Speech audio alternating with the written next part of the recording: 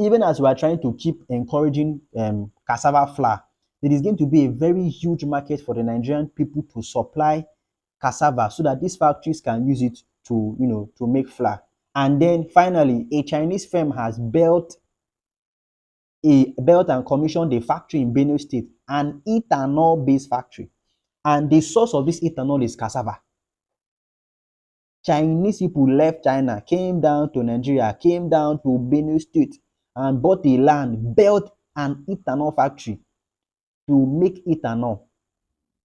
Nigeria spends, again, billions to import ethanol. What does ethanol and do? All the perfume you used to fleet now, it's ethanol-based perfume. Most of all this is ethanol-based perfume.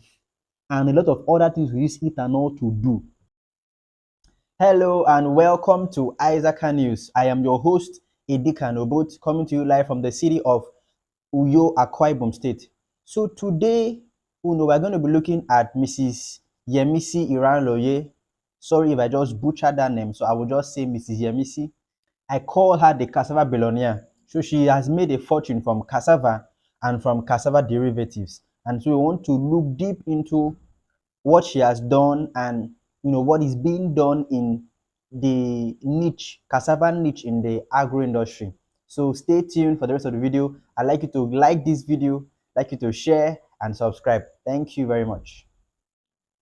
Before we dive deep into the video, I would like to remind you that whenever you come on this channel, that I would like you to just like the video even before you begin listening, because you are definitely going to get value. Like the video and then keep on watching. I would like that to be our normal modus operandi. So once you just click on Isaac News, the first thing you do is you like the video and then you watch the video. So on the 4th of August 2022, the governor of Oyo State, Seyi Makinde, oh my God, I butchered that name, forgive me, commissioned the first cassava-based sorbitol factory in Africa. So before now, Nigeria, was a very big importer of sorbitol. Okay, sorbitol is a cassava derivative that has many uses. It can be used as a sweetener in foods. It can be used in the pharmaceutical industries to make some drugs. It has, a wide variety of applications, and so it is a very important component needed by every country to run its daily, maybe the pastry business or the pharmaceutical side of their economy. So Nigeria has been a huge importer of sorbitol from countries like India and Thailand, up until this proud Nigerian woman, Mrs. Yemisi, thought of going into cassava production and then later into sorbitol production. So on the 4th of August 2022, Governor of Oyo State, Seyi Makinde, had commissioned the first sorbitol factory in all of Africa. The second in the world. There's only one sorbitol factory other than the one in Nigeria, and it's located in India. So it is the first in Africa and the second in the world. And I think it's the largest. I think it's the largest in the world. I think it's larger than the one found in India.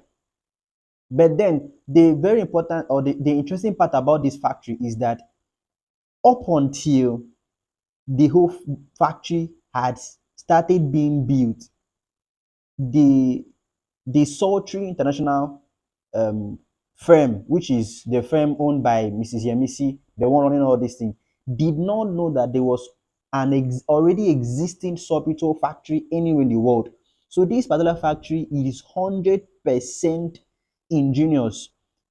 No ideas were being fetched or gotten from any external source. It is Nigerian owned, Nigerian made. Everything, all the human resources and everything was generated just here in Nigeria, which is a huge one. It was after everything had started that they now found out that, India also has a sorbitol factory of its own. Mrs. Yemisi said that Smart Farms Nigeria would provide the business with about 150,000 metric tons of tuber for its new factory on a yearly basis. This Smart Farm Nigeria is an agri-tech company that will provide her firm with 150,000 metric tons of cassava. That's huge. That's huge. So Sultry International is into processing and sales of, pay attention, quality cassava derivatives such as number 1, starch, 2, flour, and sorbitol, amongst other things. So these are all cassava derivatives. So flour is a derivative of cassava. A lot of our breads in Nigeria are being made from flour, contrary to popular opinion that things that is being made from wheat. And then we have um, starch, flour, sorbitol. She equally produces some amount of ethanol, but that's not her main, her main focus right now. So she said that through partnership with smallholder farmers in the community, Smart Farms intends to train these farmers so that these farmers can produce this cassava the quality that the factory needs.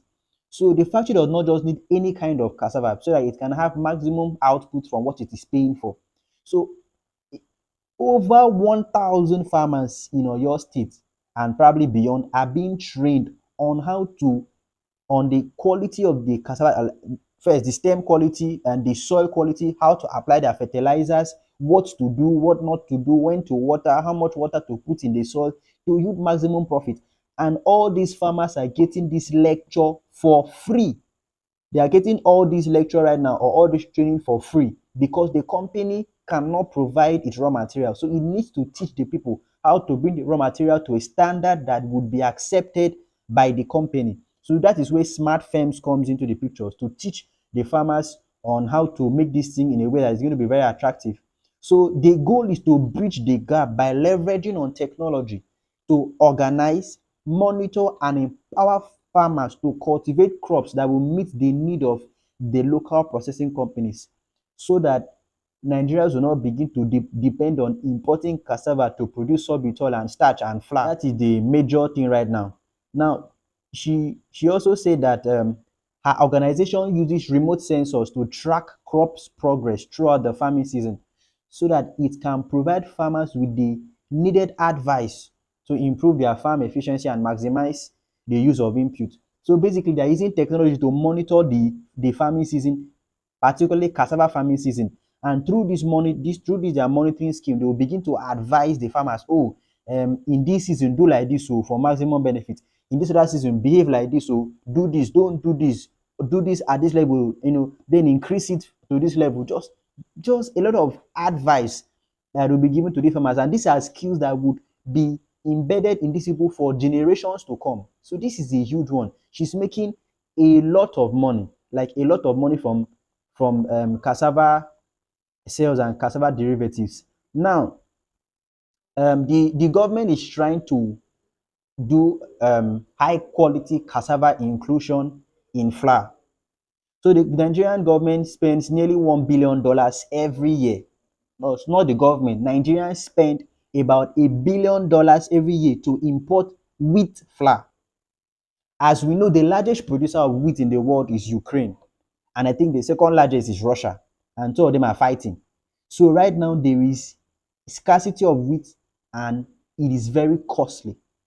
So the whole world right now is looking for an alternative. So the Nigerian government has been trying to meet with the Bakers Association of Nigeria and tell them that, see, we are really using cassava flour to bake in this country. Why don't we make it more official and incorporate it? So the deal right here is that they want to include 10% of cassava flour into the normal flour for baking.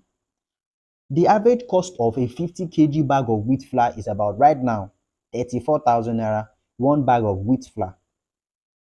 The same size 50 kg bag of cassava flour is just 20,000 naira. That is 14,000 naira less in terms of price. So what happens now? The government just wants to support recipe manipulation. So you're not going to change the equipment you're using to do your normal baking if you're using a wheat flour.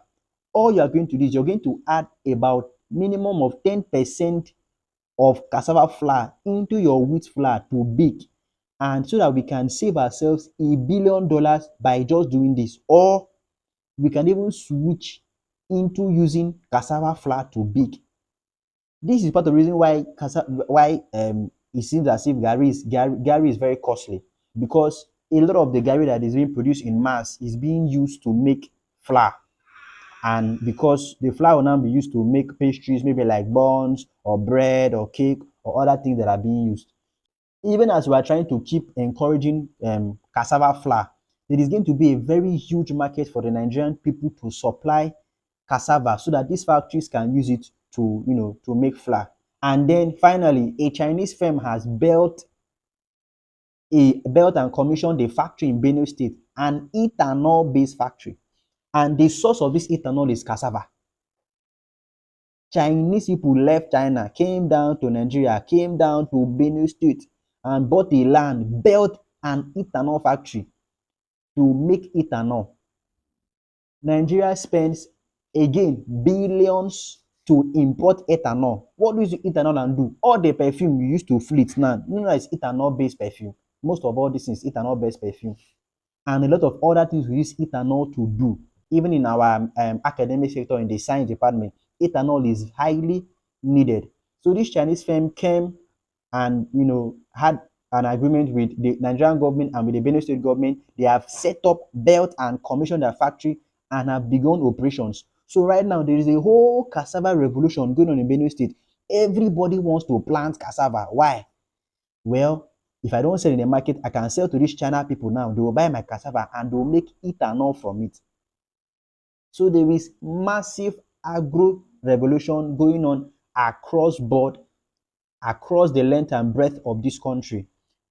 We can't even go and start talking about the cocoa or this sesame seeds or palm oil production. This thing is bringing a lot of money, and the reason why it is not entering your pocket is because you're not indulging in these things. So the long and short of all these things is that a lot is going on, and we have to position ourselves in a way that we can be relevant in order to benefit from all that is going on. So summarily speaking, this woman is making about 5 billion naira just from cassava.